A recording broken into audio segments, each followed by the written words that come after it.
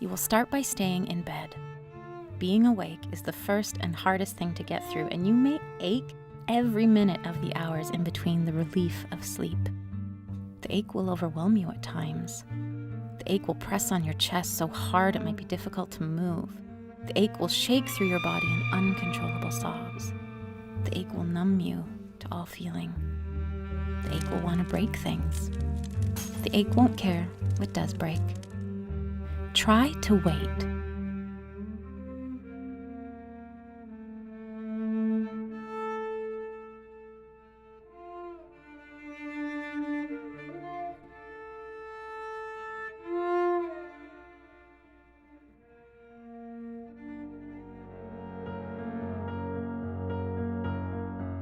Hello, welcome to From Here with a View, a We Are the Seeds Philadelphia podcast. My name is Tylena Goyo, and I will be your host today. Today, we have the great honor of talking with Christa Couture, who is an award-winning performing and recording artist, filmmaker, nonfiction writer, and broadcaster. Christa describes herself as proudly Indigenous, mixed Cree and Scandinavian, queer, disabled, and a mom. Her seventh album, Safe Harbor, was released on Coke's Records in 2020. As a writer and storyteller, she has been published in Room, Shameless, and Augur magazines and on cbc.ca. In 2018, her CBC article on photos on disability and pregnancy went viral. Couture is a frequent contributor to CBC Radio and former weekday afternoon host on 106.5 Element FM in Toronto. Her debut memoir, How to Lose Everything, is out now with Douglas and McIntyre.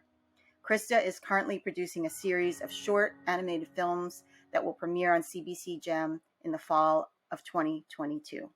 Welcome, Christa. Thank you so much for being here with me today. Thank you. We just watched the trailer for How to Lose Everything, a field guide, which I'd like to just jump in and talk about how this short film came to be. Yeah. So when I was writing my memoir, How to Lose Everything, for a long time I hadn't even started it because I wasn't sure how it was going to end. It's my lived experience, it's my stories, and I knew what pieces would go in there, but I was like, but where does the book land? How will this book, this piece, this story come to a close? And then one day this passage, the field guide, kind of came out of me just in one of those moments of inspiration and flow. I wrote this. It's kind of almost an epilogue. It's in the second person and it's addressing the reader really directly. And as I wrote it, I just could see it animated in my mind. I thought I would love to see this with images. And so that was just kind of percolating in my thoughts somewhere. And then while I was working actually at Element FM, my colleague, Bob McGee, shared a video like on our Facebook page for work that his daughter had animated, Becky O'Neill. And as soon as I saw that piece, I was like, that's what I want. I saw her work and I was like, that's what I've been imagining. This is the person I want to do it with. And then the dots just started connecting. We applied for a grant. We got some grant money to make the thing. And her work, her style was just the perfect fit. So she co-directed it with me. And it came into life. Thank you for that. It's so beautiful. And it's something that I feel is so important to put out in the world. And I remember you talking about in one of your performances, like these types of things have touched everybody in some way. And so the idea that something from your heart, that it being visual and narrated, creating this emotion for the viewer, but also giving some sort of beautiful resolve. I think it's just something that you don't see very often. You hear a lot about a lot of people feeling very stuck or guilty, and the point where you say, like, go easy on yourself. I don't know the exact words that you say, but give yourself space. Did you feel like in writing that part of the book and actually doing this animation, did you feel like you were putting healing energies out into the world, or were you just, like working on your project but didn't quite think about how it would ripple out into the world? That's interesting. I think, I mean, it's true. Everyone is touched by grief. Everyone experiences grief. It's so universal. And yet we feel often very alone in it and very isolated. And there's ways that grief is also so specific and so personal, right? And so those things are true at the same time. And certainly culturally in our Western culture, we don't talk about it enough, and there isn't a welcoming space for it enough, kind of broadly speaking. It's kind of good vibes only, and you don't want to be a downer, and we're all, doing better and getting better all the time. And so when you're grieving or you're feeling sorrow, like sometimes that's kind of counter to this kind of larger expectation. So when I wrote that passage, I wanted to both feel less alone and offer to others that they aren't alone, which maybe is a way of saying of creating something healing. I wanted to share from my experience things that I have learned that have been helpful, like the insights that I've gained through my losses, as a way of saying like if you're there, if you're in that rough terrain of grief and you feel like you can't see the edges of it and you don't know how to get out, like that's okay. Like I've been there, you're not alone. And this is how I describe, what I saw when I was there. And so I hope that it's healing. I hope that it connects for people. I mean, the whole book, the field guide kind of was like this culmination because in a way, it was sort of also satisfying the title of the book and the film of How to Lose Everything, because in the moment that finally I'm like, and this is how you get through it, I guess is what I mean when I say how to lose everything. Like here's an example of how to get through it. But I talk about grief and I share my stories because I want to both, offer an invitation into some of my more extraordinary experiences that people are curious about. My left leg was amputated above the knee when I was 13. I had bone cancer. My first son died as a newborn. My second son died at 14 months old. And sometimes people hear these sort of bullet point losses of mine, and they're like, "Whoa, I don't know about those things." And so in a way, the film and the book was to kind of answer that and tell those stories in the way that I want to. And then also the kind of secondary message of the book and the film was like, and whatever your loss is, whatever your heartbreak is, it doesn't have to be the same as mine. We have something in common. Right. Wow. That's powerful stuff. I'd like to ask you about you do so many things. You work in so many mediums, music, broadcasting, filmmaking, but you started singing when you were very young. You mentioned that you wanted to open up your life to people because people ask. And so when you started making music, at what point was it when people started being very intrigued by you and asking these types of questions? And what kind of process was that for you to say, okay, I'm fine with sharing it, and actually I think it's helpful to share? Because not Mm. everybody would be open to doing that. Yeah, and we all have our own like line where that is. I think sometimes people kind of receive me as like I'm a just big wide open book, and I'm not. I definitely have limits of what I don't share, but it has been a learn. It's just that mine might be a little bigger than some other people's. Um, but I've learned and I've kind of practiced and tested those limits over time, and largely through my music. And so, I was, yeah, a singer songwriter first for many years. And my music is also very autobiographical and draws on my own experiences and was telling a lot of these same stories, but in a way that's maybe not as explicit, or, because a song is 3 minutes long, there's a chorus, it all rhymes, there's poetic license. And so maybe people hear the songs and think, is that true? Is that about her? Like I could sort of hide or protect myself in the songs, but I was still sharing my heartbreak. I was still sharing my losses. I was still sharing what I was trying to learn and figure out and understand. And something that was very powerful about doing that through music was that, especially when I was touring, I'd be singing those same songs every night, pretty much. It's like the same 12 songs every night before a different audience. And so, in getting to tell the stories kind of in a way over and over, really helped me integrate and get used to how much I wanted to share, because I was kind of practicing it repeatedly and kind of developing the stories that I wanted to tell. And early on, like I think with my first album in particular, the first time I was doing like interviews and media, and I was, 22, and I overshared. I said way more than I, later felt comfortable with. So some of it was just over time and through experience of like, oh, that's more than I wanted to say. Okay, that felt like too much. So now I'm going to try this. And so it was kind of a lot of trial and error, but always wanting to still communicate through the songs, or now through, more recently the book and the film, like genuinely and openly. Like I do want to share, there's meant to be some vulnerability in it, but it is a vulnerability that I am very clear on for myself.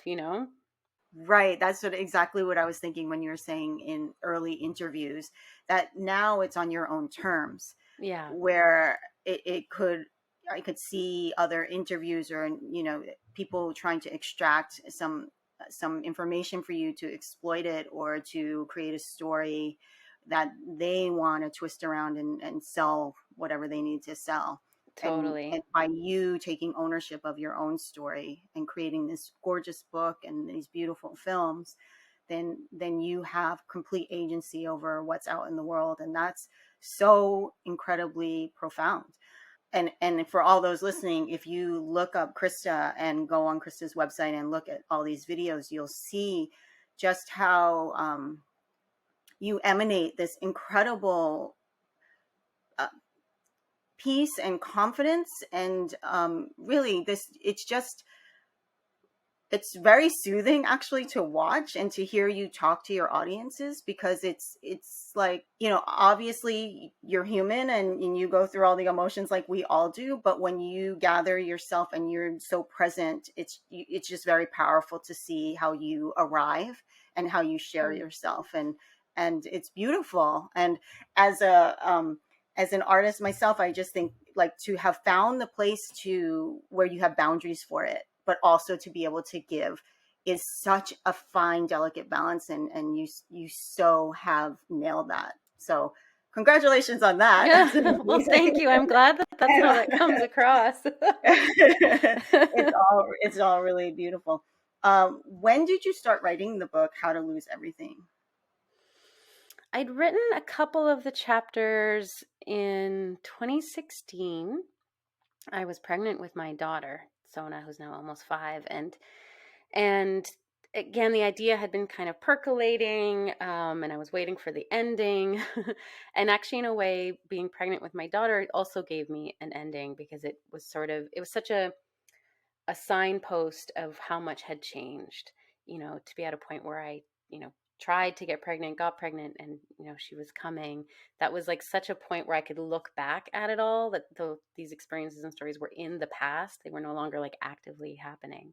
And so I started to write it during the pregnancy, and then I finished it in the first year of her life. It's incredible. Like, what, people say, if you want something done, ask a busy person. And so I had a couple hours Tuesday morning and a couple hours Wednesday afternoon to write. And so over kind of 7-8 months, I wrote my book in those little pockets of time when I had some childcare, and got it done. But I was just motivated, sat down, and had a plan. And then it was published in 2020. And since then, you've been on this journey with these beautiful films. Can you describe for the audiences who haven't had a chance to see the video, what the kind of energy is and the vibe of these animations? Because they're very unique. For Field Guide. Hmm. Yeah, so the short film, How to Lose Everything, a Field Guide, is primarily animated in watercolor paintings. And so Becky O'Neill and her partner Keith Del Principe did over 3,000 watercolor images that, you paint it, you take a picture, you paint it, you take a picture, and you end up with a 4-minute animation. And then there's a little bit of like what's called in-camera animation at the beginning with some physical objects. And I mean, animation felt so perfect for this story because it's so laborious. Like, grief is slow, and it changes shape, and it comes and it goes, and it takes a long time. And so animation, because it's so slow, and it's frame by frame. It's one step and then the next step. It felt like such a fit for the theme to have to really piece something together. And so there are these beautiful images. A lot of the inks that Becky uses are from like plant-based inks that are from Ontario, like where we are. She has a farm not far from Toronto that she's on, and so she uses a lot of inks made from local plants and flowers, and so it's also kind of imbued with the place where she was creating it. And so there are these very soft images with these beautiful earthy colors. Thank you for sharing that. I would love to talk about all the mediums that you work in, as we mentioned before: music, broadcasting, filmmaking, and all have writing as a common denominator. Do you find one more satisfying than the other? Are you able to choose? Is it different times in your life that you find one more satisfying? Yeah, I think it, I know this is something I'm like still figuring out. So this answer will be me processing. Like what is it about these different things and which one comes to the foreground? I mean, it was music for so long, and my traditional name is Saini Bay, which means singing woman. And that was always, I mean, the teaching was I will sing a lot and I will talk a lot. That's what I my parents were told in my naming ceremony. And so I grew up knowing that I'm singing woman and that's what I do and that's who I am in the world. And so when I stopped making music and kind of stepping back and taking a break from that, I actually struggled. I struggled with, but like, how can I be singing woman if I'm not, like, that's what I'm supposed to do? Even though someone was like, just go get a new name. I was like, oh, okay, phew, maybe that's the solution. But I started to think more of it around storytelling. I was like, well, maybe as singing woman, what I do is tell stories, and it could be a kind of broader interpretation of song. And it just kind of, it shifted pretty organically. Like the book idea came in, and then the film idea kind of landed into place, and I feel like I've just been connecting the dots and kind of following the dots a little bit and trying to just trust what I'm being drawn to.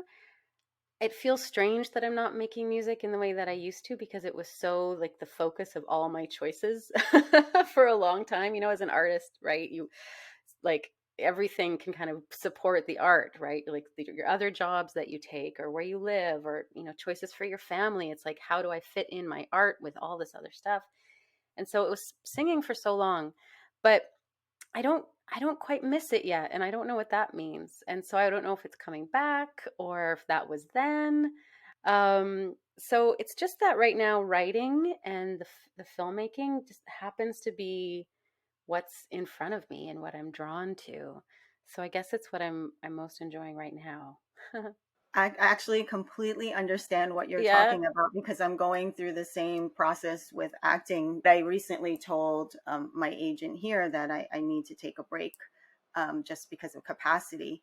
But I'm really enjoying not pursuing it, you know, and not Mm. having to think about that piece. But and I'm thinking, well, will that come back, or am I done, or you know? But it's like life just goes through its phases, and you just never know. And I love what you said about just honoring it and trusting it and knowing that wherever you take your life, it's where it's meant to go. I mean, you didn't say that exactly, No, but but you said I something to think that that's well effect, said. I think right? that's well said. But it's hard, right? Like I don't know if you feel this, like it's also kind of an like it's such a big part of my identity, right? Like Hmm. being a performer was such a big part of my identity. So to stop, I don't know if you feel this with acting, it's like, well then what, is something else taking place, or is that part just not like, of course we all have all many identities, right?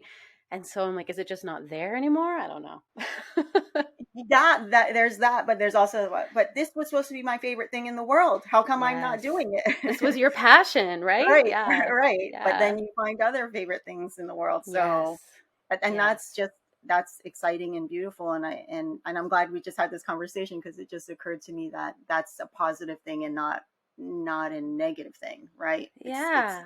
It means that there are so many other beautiful things happening Yeah. that Other there's things to are make space growing. for, right? To grow. And Mm-hmm. yeah, yeah. And that doesn't mean it Mm-hmm. won't come back. Mm-hmm. I'd love to talk about your unique perspective and your unique experiences. And do you think that the youth that look at the work that you're doing and follow you, um, if there are spaces in their life that your life experiences resonate with them, do you think it's helpful to them to have that kind of representation? Yeah, I was just thinking the word representation. I think to me, representation is so powerful. I have experienced that, you know, in my identities when I finally find and see people who share some of my social location. Um, and it's part of why I make these parts of myself visible. You know, the ways that I make my disability visible, the ways I talk about being queer, my indigeneity, being a mom, the losses I've experienced, grief. Like, I make it visible for myself, but again, also kind of as an offering, because I know how meaningful it can be to find someone who you're like, oh, that's me too, you know? And particularly now that I'm, you know, not that there's like the other side of these experiences, grief will always be part of my path. But I'm in a place where I can talk about this stuff that feels like empowered and that I feel good in. You know, it took me a long time to feel good in my disabled body. It took me a long time to be comfortable being visible. I felt like crap about it for a long time, right? Which makes sense. There's all sorts of things around us to tell us to feel like crap, all of us.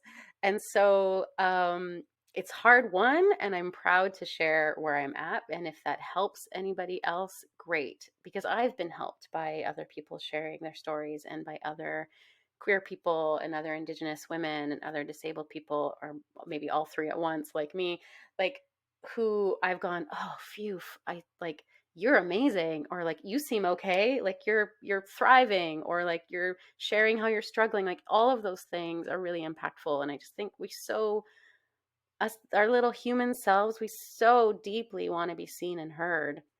And so representation is part of that, even if it's not a personal connection with someone, the way we see someone on social media, you know, or other media. It's like, to feel seen and heard through representation, I think, is incredibly important.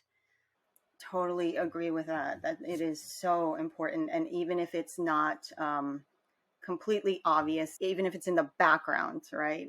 Yeah, we need to find people that we can resonate with.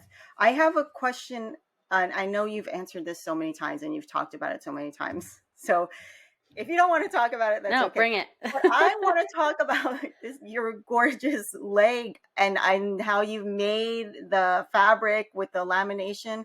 And I've heard you say this, but I would love if you would give more specifics, because you're like, well, it wasn't that hard to put together. We just got some, but it looks so, it's just so beautiful. So the leg that you have is a new addition of technology. Can you explain that a bit? And then we'll go step by step into how it's become just high fashion. Yes. And I love talking about my prosthetic leg. Okay.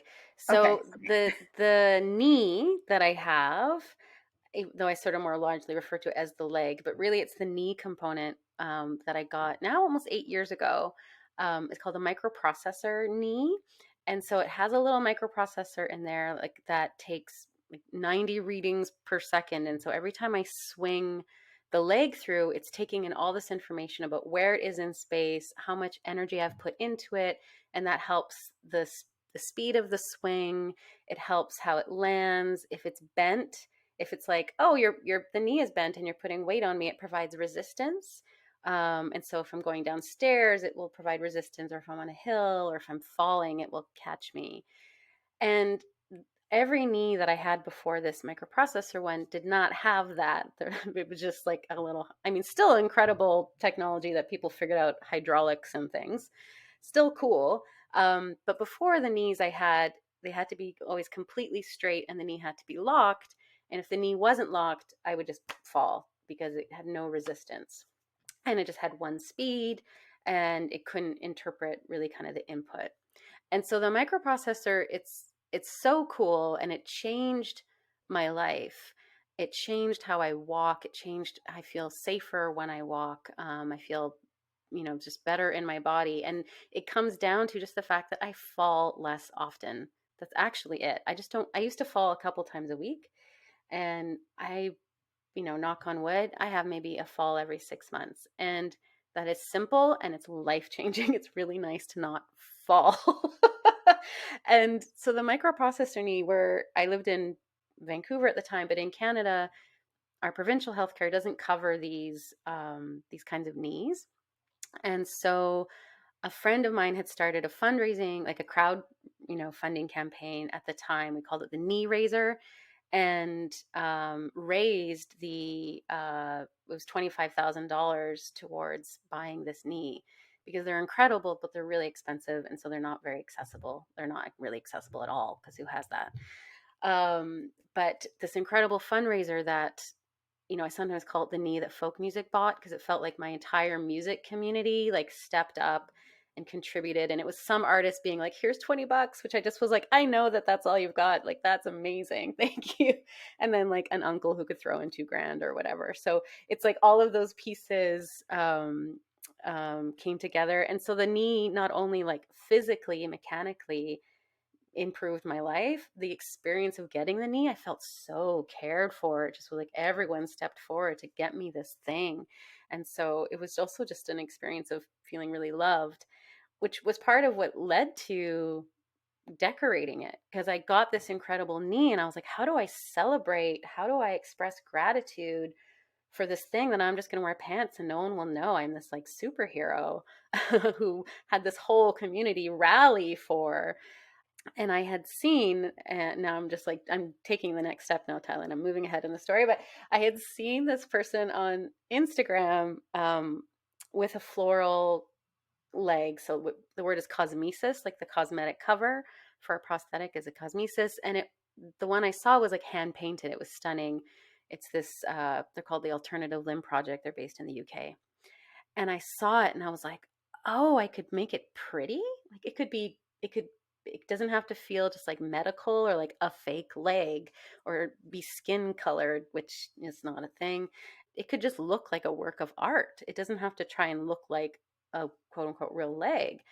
And it had never occurred to me to decorate it. And so I took the photo to my prosthetic clinic and was like, how do we do this? Like, what's the affordable version of this incredibly hand painted? Like, and they were like, well, you can just pick a fabric. And so this part is accessible. Any fabric you find, like people can choose whatever print or color they like, and then it's laminated onto the fiberglass shell. And so that part of the process is very simple, but the effect is so cool. And the fabric that I chose is this like linen upholstery fabric. It looks very vintagey. And so the flowers, people often think it's hand painted. It has a kind of, looks like an illustration. And it turned out so beautifully. And it was the impact on me was more than I could have imagined, because it became, like you said, it's my favorite accessory now. I love to joke that it goes with everything. And people look at me and appreciate this thing about me, versus it was this thing that I used to hide and was like, didn't want people to know. Like, I don't want people to know I only have one leg. What will they say? What will they ask? And now I'm like, look at my leg. This is a thing about me that is, not completely uncommon. There's plenty of amputees, but I'm often the first amputee someone has met.